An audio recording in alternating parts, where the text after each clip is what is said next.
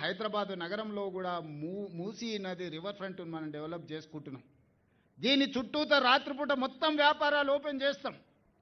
పొద్దుటిపూట పని చేసుకోవడమే కాదు, రాత్రిపూట పనిచేయడానికి కూడా మూసీ నది ఒడ్డున రెండు వైపులా రాత్రి మొత్తం వ్యాపారాలు జరిగేటట్టు హోటళ్ళు, వ్యాపారాలు, కూరగాయలు, పంటలు, ట్యాక్సీ అన్ని చేసి మొత్తం లైట్లు పెట్టి బ్రహ్మాండంగా పెట్టి నిరుద్యోగ యువకులకు ఉద్యోగ ఉపాధి అవకాశాలు కల్పించి శాంతి భద్రతలను పటిష్టంగా అమలు చేసి పొద్దుపూట కష్టం చేసుకున్న వాళ్ళు సాయంత్రం పోతే కూరగాయలు కొనుక్కోవాలనుకున్నా, బట్టలు కొనుక్కోవాలనుకున్నా, పిల్లల్ని తీసుకెళ్ళి ఇంత హోటల్లో మనం ఇంత మంచి భోజనం పెట్టించి మొత్తం అట్లా నగరాన్ని చూపించి రావాలనుకున్నా ఈరోజు మొత్తం ఇదంతా అభివృద్ధి చేయాలనుకుంటున్నాం. దీన్ని నైట్ ఎకానమీ అంటారు. పొద్దుపూటనే కాదు, రాత్రిపూట పరిశ్రమలు ఎట్లయితే జరుగుతున్నాయో నైట్ టూరిజంని కూడా మనము, లేక్ టూరిజంని కూడా మనం ఇవాళ డెవలప్ చేయాలనుకుంటున్నాం. అందుకే